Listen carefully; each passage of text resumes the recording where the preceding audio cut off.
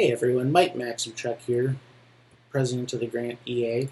We're not going to be able to meet tomorrow in the Fine Arts Center just with all the restrictions that are in place right now. So we're not going to have our start of the year big group meeting with the superintendent, which means we're not going to be able to have our traditional start of the year union meeting. So the executive board thought maybe a video intro and a welcome back would be the best way to share out some of the information that we usually share at the start of the year. Before we get started, there is a group of 8 individuals that need to be recognized. These 8 ladies have retired this year. Our retirees from this past year are Rosemary Hahn, Candace Floss, Teresa Bonk, Lori Vandeveer, Mindy Tilley, Karen O'Brien, Joanne Young, and Carrie Bade. Congratulations. Through the early retirement incentive, these 8 ladies have decided to start the next chapter in their lives as a retired teacher. As far as these jobs go, there's 8 positions. There are only 2 that are being posted currently, Joanne Young and Carrie Bates' positions in the high school. That's a huge savings for the district this year, and I know the school budget has been a topic of discussion for a lot of people. The goal is that once life returns back to normal and we're back to a full day of school, the specials will be brought back to the PC Elementary and some of these positions will be posted again. So this is not a permanent thing this year that we're short 8 staff. This is a temporary thing, hopefully. Congratulations again. A little jealous this year that you guys are retired and we aren't. So to get started with the GEA information, I guess first and foremost I'd like to introduce our officers for this year. So I am again Mike Maximchuk. I'll be the chair for the 2020-2021 school year. Emily Moen continues as our vice chair. Brianna Smith has stepped up as the membership and financial chair this year for us, taking over for Karen O'Brien, who just retired. So Brianna's the person to go to if you have any questions about your dues or anything like that. Mary Saplinskas continues to be our secretary or recorder, and Lance Stray is our chief negotiator, working diligently to make sure, working with the board, that you guys are taken care of. Scott Keelan is our rights and responsibilities chair or grievances chair if there's an issue with the contract. Kristen Keelan and Jamie Pressler are our coordinating council delegates. Jamie's also our regional council delegate. Lucas Swears is our NEA representative delegate, and we have 3 different building reps. Up at the high school, it's Colleen Comstock, Kristen Keelan at the middle school, and Emily Moen at the PC Elementary. These 3 ladies are your first line of defense if there's ever a question or if there's an issue with the contract. Before you go talking with anyone else, before you spout off to a neighbor, go talk with your building rep and see if there's an issue there and how to proceed. With that being said, there are a couple of opportunities for the executive board if anyone's interested in getting involved. This year we've got a legislative chairperson opening. It's been open the last couple of years. If there's anyone who keeps up on the politics and would be interested in kind of just being the liaison for the union and making sure we know what's going on with any upcoming bills, that would be fantastic. That's what that job entails. The regional council delegate, there's an open position there. That would be with, I believe, Mrs. Jamie Pressler. You guys would split that duty just to make it a little bit easier. And the MEA Representative Assembly Delegates.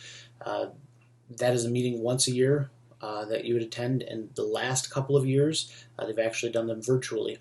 All 4 of these positions have minimal commitment, so if anyone feels like it's time to give back, if you've kind of got that feeling that, hey, I want to get involved, these are easy positions to kind of get your feet wet and learn what the union is about. If possible, we would love to see a little bit more input and involvement from the PC and elementary. We've got a fair number of middle school and high school staff involved, just to make sure that we've got your input at our exec board meetings. So that way your voices are heard as well. So if anyone's interested in those, please get hold of me, email, talk to me in person, and I can tell you more about them. So before we get into kind of this school year and what it's going to look like, just a couple of housekeeping items to talk through. And this is going to be a fairly lengthy discussion. So the first one, dues, finances, and membership. Recently, the area restructured the dues so that teachers in about their first 5 years, I think if it's under $46,000 you make, which is about your first 5 years according to our scale, their dues are going to be slightly lower just to help incentivize younger teachers to join the union.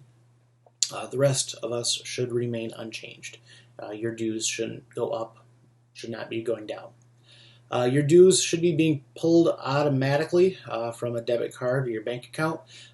If they aren't, please contact Brianna Smith with any questions. She can help you guys get that situated. If for some reason your bank account expired, you had a new credit card, whether due to fraud or an expiration date, and they aren't able to pull your dues anymore, we do get a notice saying, hey, this person hasn't paid. So Brianna will get hold of you just to make sure, hey, your card wasn't paid, just as a heads up, so that way you don't get behind in dues. If there are any teachers who are interested in joining the union this year, see me or see Brianna to walk you through how to join. It's pretty easy, takes about 10 minutes. And then finally, as far as kind of a finance piece, we did have a CD mature. It was, I think, a $5,000 CD, and the exec board has made a motion to just put it back into our savings account and not put it back into a CD for 1 year. We put it in the CD originally to try to make a little more money, and we left it in the savings account just in case there's some unknown, unforeseeable cost that arises this school year. So that's item number one. Told you guys this is a long slide. The second thing, calendar reminders. The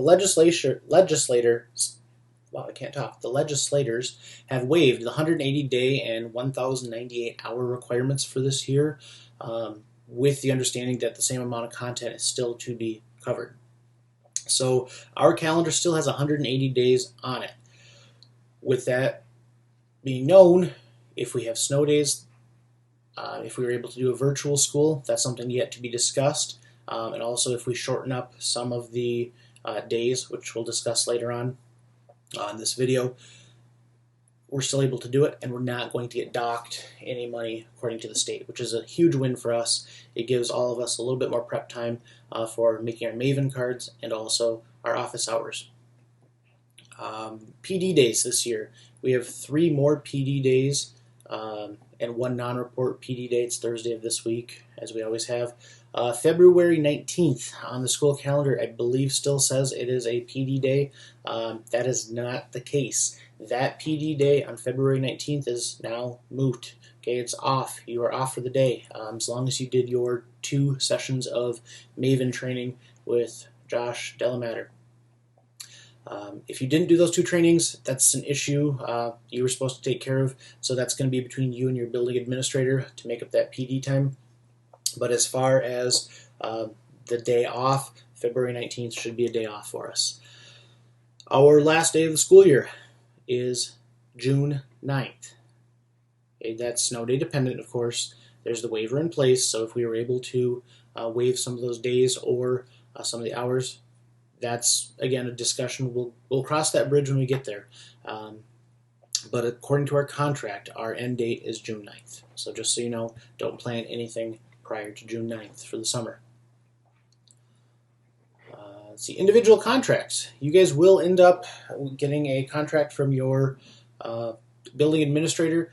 That is not like a full contract that you've negotiated, of course. The union negotiates a collective bargaining agreement on your behalf. What that contract is basically a declaration of employment for the year, saying, yep, I'm coming back to work, and here's my compensation, what step and lane I am at. Your individual contract for many teachers will not represent your years of service due to the 2 years that we had the freezes. So the norm is 2 years behind. So whatever step you're on, as far as years of service, you're probably 2 years behind from those freezes 7-8 years ago.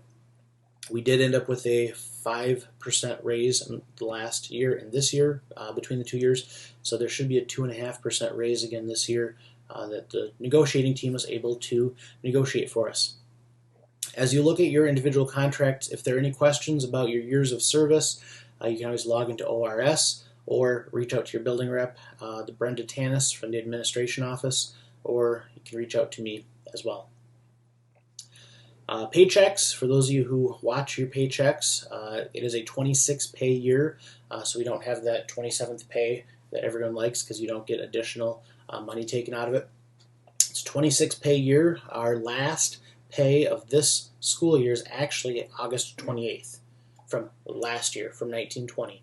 And our first pay for this upcoming school year is on September 11th of 2020. Safe schools. I'm just kind of going bullet point by bullet point here. Safe schools. That is a mandatory thing. We have to do it. That is not optional. The email should have been sent out from the administration office. You do need an employee number. It's unique to each of us in that email. And those are due prior to October 31st. So don't wait on Safe Schools. In fact, I think I have mine open in a tab right now. I'm just waiting to hit play. So just do it while you're getting some other things done. Make sure you take care of it though. Solving problems. I don't think we're going to have a ton of huge contractual issues this year. I'm hoping, knock on wood. But there are going to be some things that come up. There's going to be a lot of questions. This is a new year. This is going to be totally different for all of us. And we've got a great working relationship with Mr. Zuver. He's had an open door policy. He's sensible, reasonable, personable, fair, and pretty common sense. But if you have any questions, I would again start with that first line. Start with your union rep in your building. If you have any concerns, don't run right to him. Don't run right to your building principal. We don't need to burn anyone out or burn any bridges starting out the year. Meetings, our general meetings for this year. The executive board talked about our general membership meetings, and there's not going to be a way to do them easily. We can do a Google Meet, but then trying to find a time that everyone shows up, it's going to be difficult.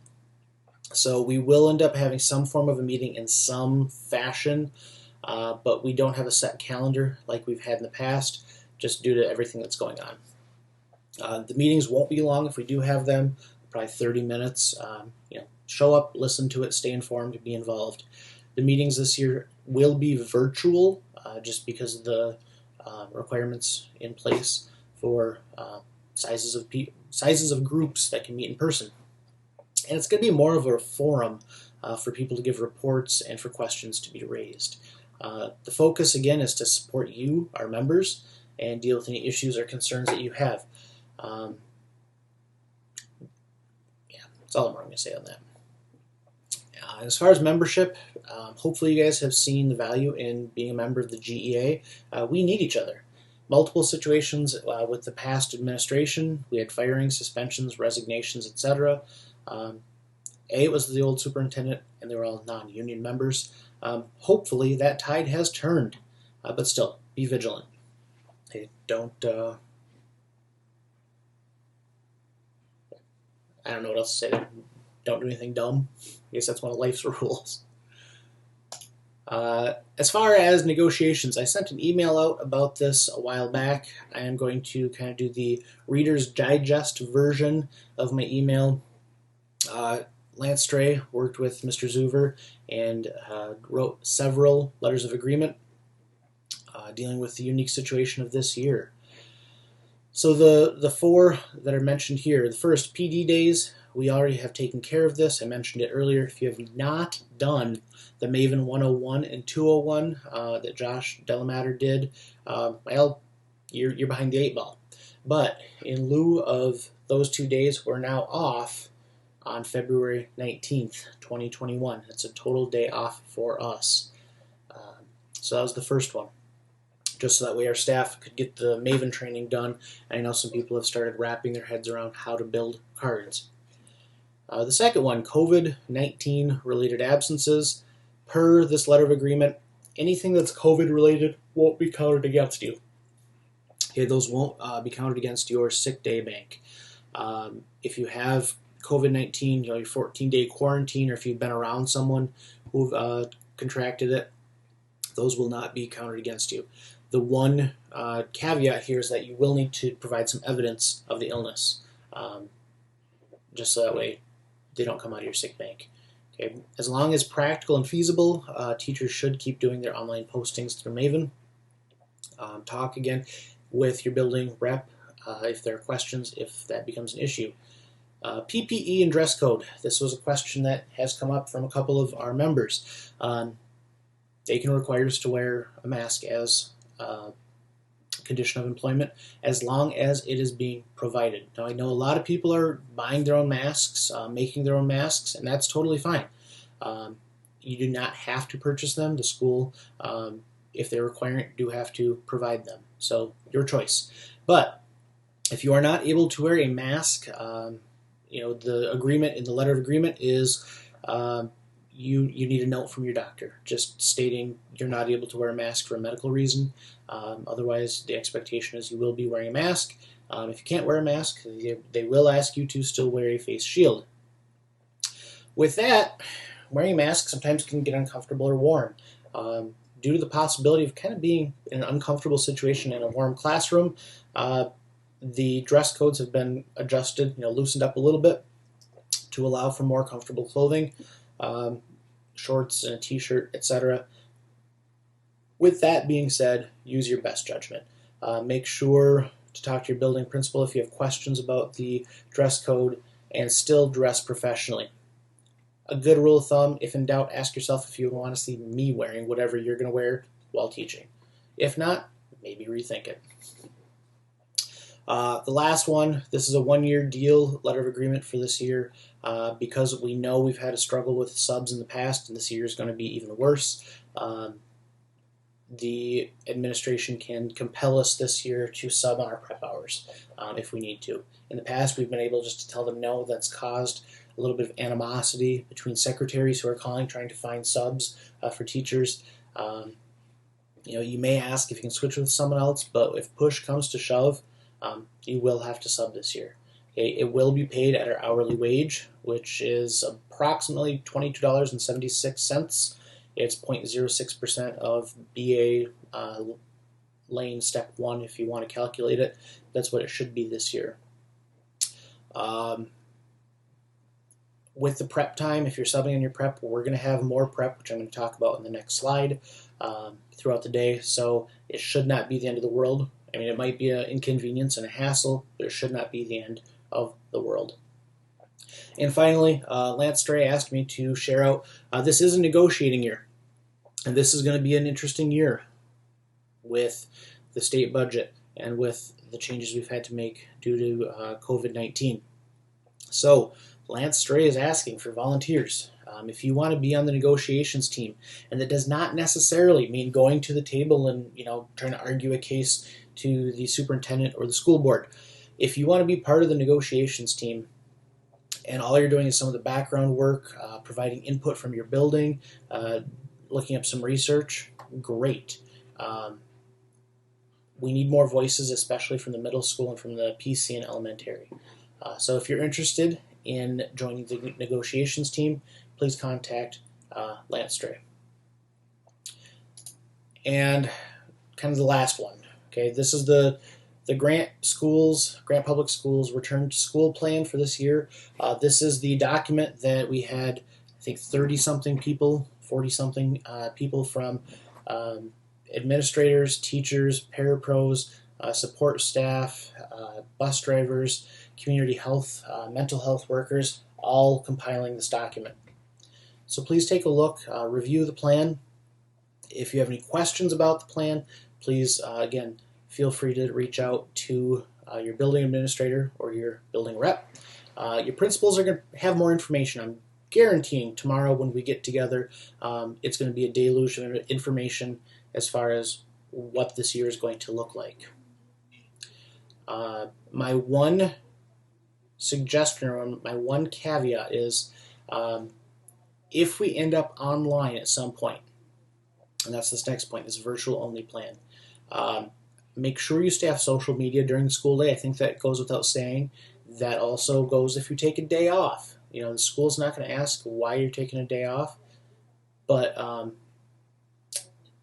yeah, just don't do anything stupid on social media. Don't post things. Um, I would also say it might be prudent now to start making arrangements in case we do end up going totally online. There seems to be a trend where schools are open for a week or two, and then many are closing down. I don't know that that's necessarily going to be the case in Newaygo County, and especially Grant schools.